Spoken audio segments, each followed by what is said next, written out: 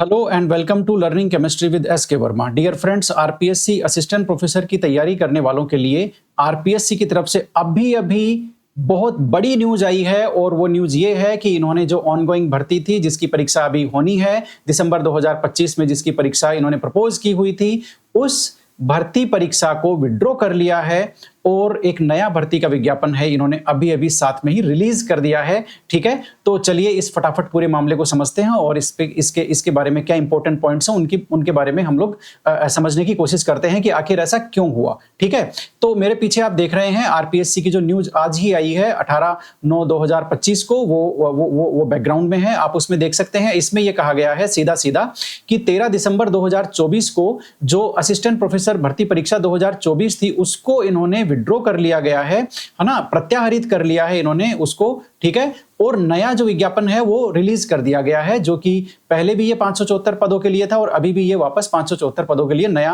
विज्ञापन है वो आया है। अब उसमें क्या चेंज होकर आया है वो देखते हैं।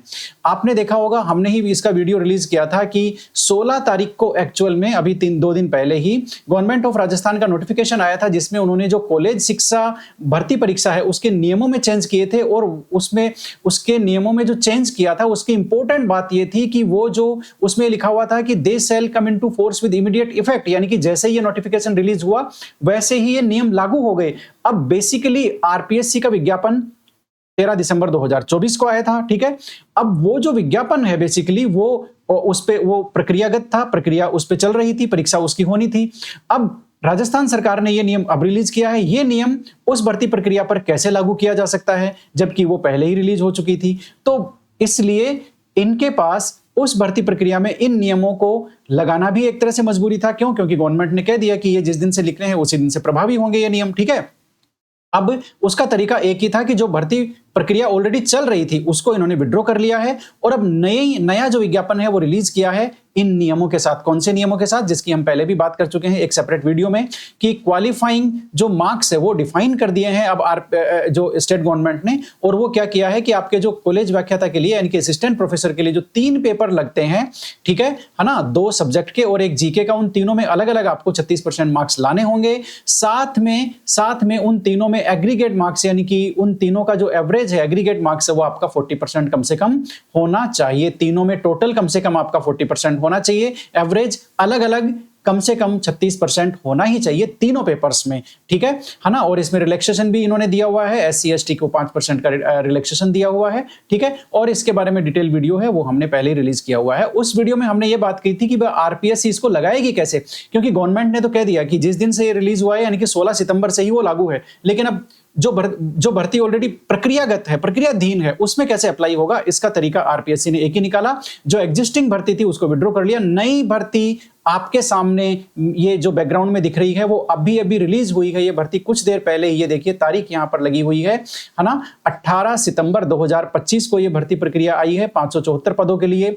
नए नियम जो गवर्नमेंट ऑफ राजस्थान ने जो कॉलेज शिक्षा विभाग के लिए भर्ती प्रक्रिया में जो नियम जोड़ा है, कौन सा? क्वालिफाइंग मार्क्स का, है ना, उसके साथ में यह भर्ती रिलीज हुई है। इसमें और कोई चेंज नहीं किया गया है, न पदों की संख्या में किया गया है, नहीं योग्यता में किया गया है, नहीं सब्जेक्ट में किया गया है। वही 574 पद है, वो ही यहां पर जो 30 सब्जेक्ट में ये एग्जाम होना है, 30 सब्जेक्ट में ये भर्ती प्रक्रिया होनी है, वही 30 सब्जेक्ट है, वही 574 पद है, वही क्लासिफिकेशन है, कोई इसमें चेंज नहीं हुआ। केवल जो नियम चेंज हुआ है उसकी हम बात कर लेते हैं फटाफट से, यानी कि इन्होंने किस तरह से उसकी पालना की है, बस उसकी बात कर लेते हैं। योग्यताएं वगैरह सारी की सारी वही है, नेट सेट और पीएचडी संबंधित और जो परसेंटेज से संबंधित जो योग्यताएं पहले थी वो वही अभी है, कहीं कोई चेंज नहीं है। जो चेंज है हम सीधा बस वही देखने वाले हैं, इसके अलावा हम बाकी इधर उधर की बात नहीं करने वाले हैं। ठीक है, तो सबसे पहले कुछ इंपॉर्टेंट पॉइंट्स हैं इनके, उनको देख लेते हैं। ज्यादा हम बात नहीं करेंगे, काफी शॉर्टकट में रखेंगे इंफॉर्मेशन को, क्योंकि ज्यादातर बातें वो की वही है, आपको सब कुछ पता है। परीक्षा का स्थान, आपके दिमाग में आया होगा कि परीक्षा कब लगेगी ये, ठीक है, तो देखो परीक्षा जो है वो उन्होंने चेंज नहीं किया, शेड्यूल वही रखा है 1 दिसंबर से लेकर के 24 दिसंबर 2025 तक, यानी कि नई भर्ती आई है। तो आप ये ना सोचें कि अब एग्जाम है वो डिले होगा। एग्जाम इन्होंने डिले नहीं किया है, एग्जाम इन्होंने वही रखा है 1 दिसंबर 2025 से 24 दिसंबर 2025, यानी कि जो परीक्षा का शेड्यूल जो पहले था वो आरपीएससी ने मेंटेन किया है। सुन लीजिए, समझ लीजिए। अगला देख लीजिए, नए अब क्या बोलते हैं, नया फॉर्म लगाने की डेट को भी समझ लीजिए। 1 महीने का आरपीएससी ने यहां पर टाइम दिया है। 20 सितंबर 2025 से लेकर के 19/10/2025 तक जो है वो क्या बोलते हैं, आप इसके लिए आवेदन कर सकते हैं। ठीक है, बाकी यहां पर हाँ, ठीक है। तो बाकी जो निर्देश हैं आवेदन के संबंध में वो के वही हैं, आपको वैसे ही आवेदन करना है जाकर के। ठीक है, वही जो इनका क्या बोलते हैं रिक्रूटमेंट पोर्टल है एसएसओ के थ्रू, वहां जाकर के आपको आवेदन उसमें करना होगा। इतनी बातें तो क्लियर हो गई। ठीक है, ओके।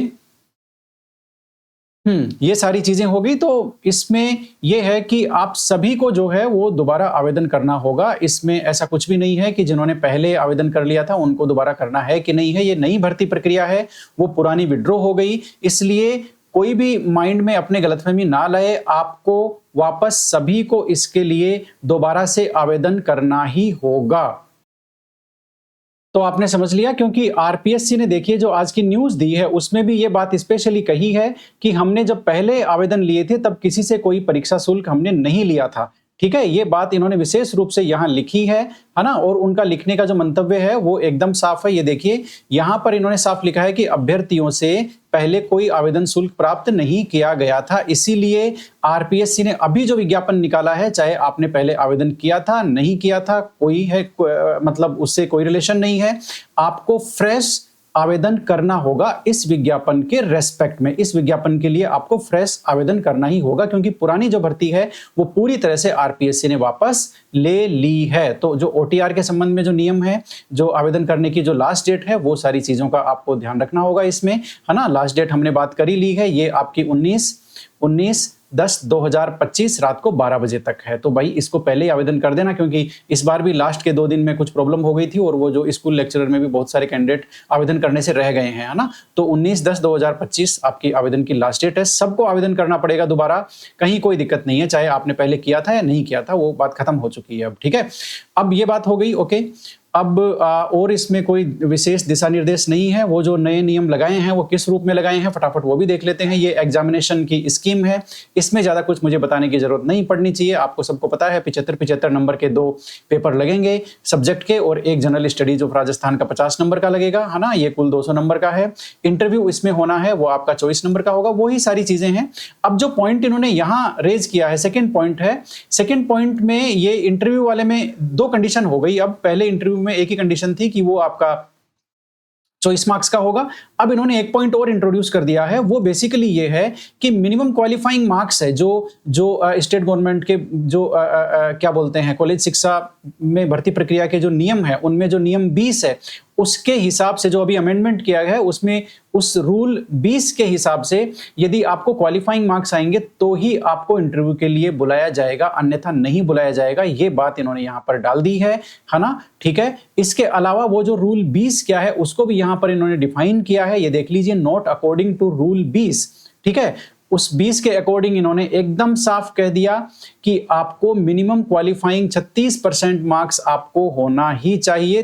तीनों जो पेपर लगेंगे उनमें अलग अलग आपको 36% मार्क्स अब चाहिए, है ना। 36% मार्क्स इन ईच पेपर लिख दिया इन्होंने। ये देखिए, ईच पेपर यानी कि प्रत्येक पेपर, यानी कि आपके 3 पेपर लगते हैं तो 3, 4 लगते हैं तो 4, 10 लगते हैं तो 10, 1 लगता है तो 1।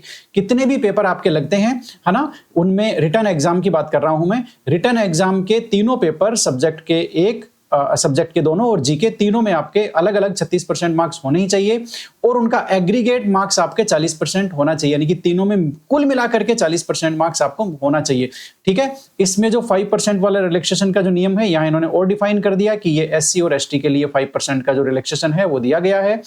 बस यही चेंज करके इन्होंने वापस भर्ती प्रक्रिया निकाली है तो जो पहले आवेदन नहीं कर पाए थे, जिनका नेट पहले नहीं हुआ था, जिनका अब हो गया है, ठीक है, उन सभी को बहुत बहुत बधाई हो। आप सबको भी क्या बोलते हैं, नया विज्ञापन आने की बहुत बहुत बधाई हो। हालांकि इसमें नया जैसा कुछ भी नहीं है, वही विज्ञापन है, वही एग्जाम का शेड्यूल है, बस इन्होंने जो चेंज करना था वो कर दिया। नई जो चीज थी वो मैदान में ये लेकर आ गए हैं। मेरा आपको इतना ही कहना है कि अब आप असिस्टेंट प्रोफेसर की तैयारी कर रहे हैं तो आपको जीके के पेपर पर विशेष ध्यान देने की जरूरत है, क्योंकि अभी आप देख लीजिए जो पिछले कुछ टाइम से एग्जाम हो रहा है उसमें जो जीके वाला पेपर है वो काफी अच्छे लेवल का आ रहा है। इसलिए आप इस मुगालते में बिल्कुल ना रहें कि आप आसानी से 36% लेकर के आ जाएंगे। 36% लाने के लिए भी आपको अच्छी खासी मेहनत करनी पड़ेगी, है ना। तो आप किसी भी लेवल पर, मतलब किसी भी सिचुएशन में आपका जो जीके वाला पेपर है आप उसमें डिस्क्वालीफाई ना हो, इसलिए उसको पूरा सम्मान दीजिए, उसको वेटेज दीजिए। आप यदि जीके वाले पेपर को सम्मान देंगे तो बदले में वो भी आपको सम्मान देगा। सीधी सी बात है, इज्जत देंगे उस पेपर को तो आपको भी वो पेपर जो है वो आपकी भी इज्जत करके आपकी लाज रखेगा। आप ही यदि उसको इग्नोर करके रखेंगे, उसकी इज्जत नहीं करेंगे, उसको साइडलाइन करके रखेंगे, तो वो पेपर जो जीके वाला है वो आपको भी साइडलाइन कर देगा। ये बात एकदम पक्की है, जो कि इतने सालों से स्कूल व्याख्याता और सेकंड ग्रेड में मैं खुद देख रहा हूं कि लोग जीके वाले पेपर को इग्नोर कर देते हैं, जिसकी वजह से उन्होंने चाहे लाख केमिस्ट्री, फिजिक्स, है ना, जूलॉजी, बॉटनी पढ़ ली हो, वो वापस वहीं आकर के हो जाते हैं डिस्क्वालीफाई। क्यों? क्योंकि जीके वाले पेपर में वो क्वालिफाई नहीं कर पाते हैं। ठीक है, तो आज के लिए इतना ही। Thank you very much. Congratulations for the new vacancy. ठीक है, आवेदन कीजिए, परीक्षा तो उसी दिन होनी है, ज्यादा चिंता नहीं करनी है, तैयारी करते रहिए। Thank you very much.